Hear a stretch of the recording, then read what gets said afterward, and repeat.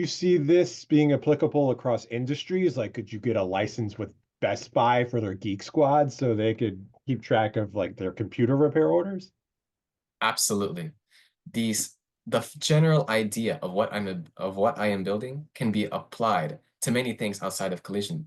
For example, this is just a management system that allows you to keep track of all tasks and the resources and materials consumed. It's meant to keep track of labor hours, which makes payroll easier to do. So even though my first step to really develop a practical solution is in auto collision, because I've worked there myself and I've seen how everything is so outdated, as soon as I'm done with that, I'll conquer the world. Thank you. Incredible. And next up, Shivani. Hi, Michael. Let me just say that pitch was excellent. It was an excellent pitch. You seem like a subject matter expert in all things like both collision and the industry.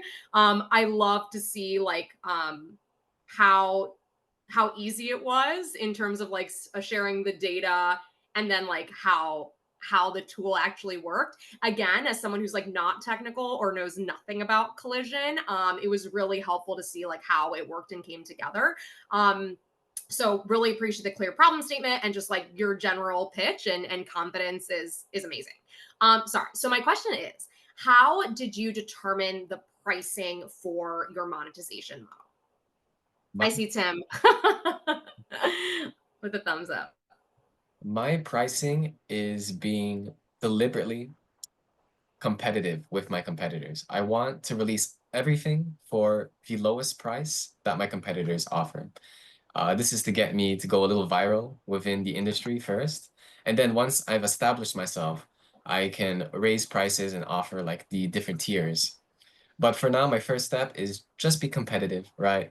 Get a knockout solution that will get people off of the competitors and onto my software. And thank you for all your help. Amazing. Love to hear about the tiering. Cool. Thank you. Awesome. And Tim, last question for Michael. Yeah, absolutely. Michael, great presentation, great problem.